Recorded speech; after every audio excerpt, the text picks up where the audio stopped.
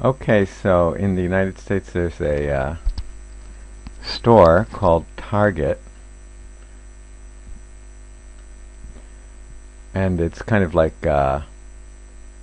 Walmart, but it's a little bit higher quality. And there's an interesting story that was in the New York Times a few years ago. A father started getting these coupons for baby products sent to his home, and he was wondering why. So he went to because he didn't have any babies. He had a daughter, and he went to the store manager and he asked, why are you sending me this? And the store manager looked into it, and Target had predicted that someone in his household was pregnant. And it turned out to be his 16-year-old daughter, and he didn't know it. He did not know that. So Target knew that his daughter was pregnant before he knew, and they used this to target the customer. So they used predictive analytics to figure this out. So imagine that you could predict all sorts of things about your customer by mining the data. So this was actually fairly controversial, but actually the controversies are not so unusual when you're using big data, and we may talk about that later. I was at a conference a little while ago and in Tokyo, and it was about data analytics. And one of the first questions that came up from the audience, from the Japanese audience, came from Tokyo Gas. And they wanted to know about using data analytics, and they wanted to know about using customer information, and maybe they were thinking of using getting publicly available data, maybe data from people's Facebook or whatever. And but the main question they had was, and this is was how much data can we use on our customers, and what kinds of privacy issues do we have to think about? So in Japan, I think people are sensitive to privacy issues, and so this was a very important question. So these practices can lead to controversy. Okay. And earlier we talked about Hewlett-Packard, which is and Hewlett-Packard predicted the flight risk. You know how sometimes you might, I don't know if you know, but you get a credit score.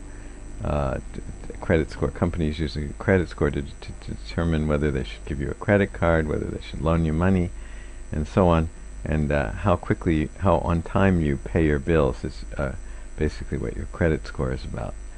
So, but they developed a flight risk score. Flight risk means trying to predict which of their employees might leave the company. So they want to do that.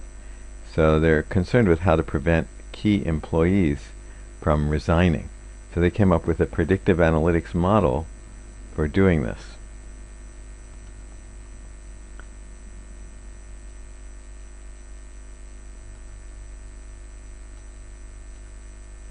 And we talked about the DNA. So how can you discover molecules that will prevent or cure disease? Now, there are many different approaches, the traditional scientific approaches, but now pharmaceutical companies are using predictive analytics to see how molecules react to proteins. And this is a very interesting company. Netflix is the most popular video distributor in the United States, DVD distributor, and you can watch movies through Netflix online. And they have a recommendation engine, just like Amazon has a recommendation engine. And the way it works is that you rate movies that you've seen already, and then based on your ratings on those movies, they will make predictions about what you're going to like in the future. And there are a couple of interesting things about this. One is that they give you here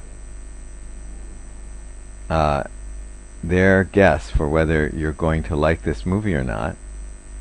And when you so afterwards, so they kind of tested this out, and they tried to see, let's see, when people choose the movie by themselves versus when people choose a movie recommended by the recommendation engine.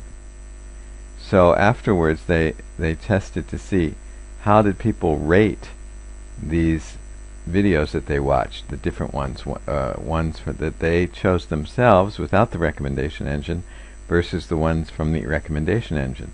And it turned out that the people rated the videos from the recommendation engine 1 star higher than the ones that they chose themselves. This means that the recommendation engine was doing a really good job of knowing what movies you would like. So I'm sure you're aware of these kinds of things already.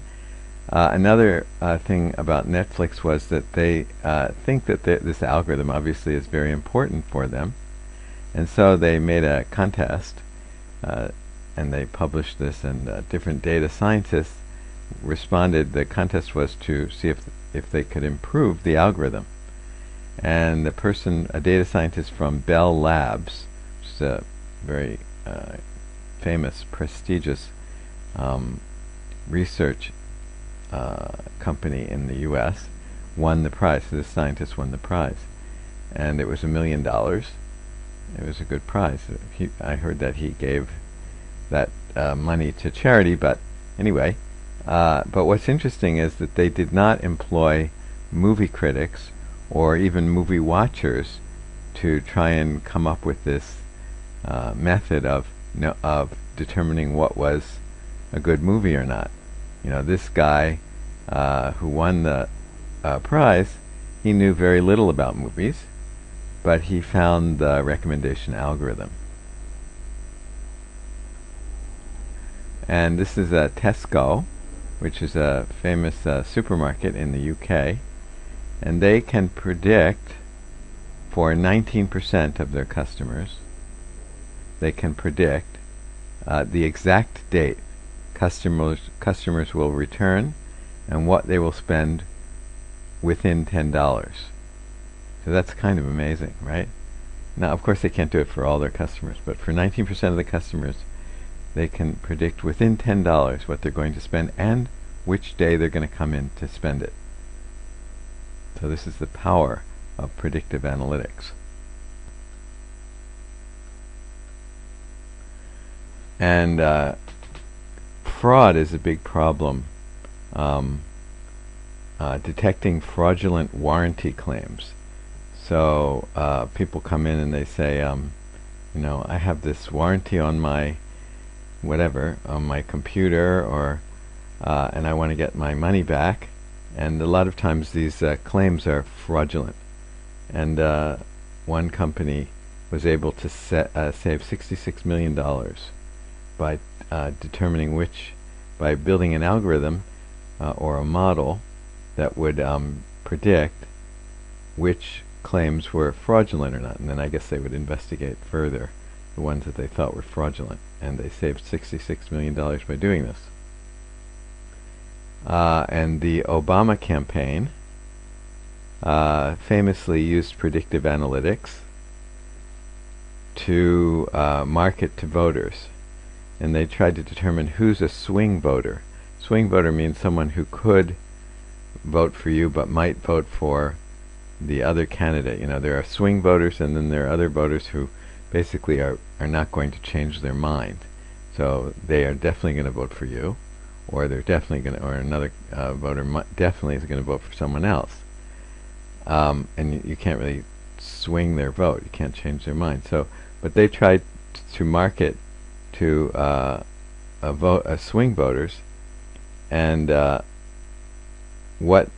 they tried to figure out what they could do to get them to vote. So, for example, should you knock on their door? But maybe not. You know, sometimes in voting campaigns we'll go to someone's house and we'll say, you know, we'll knock on the door, ring their doorbell, and talk to them about the candidate. But some some people don't like that, right? It might turn them off, might turn them away from Obama.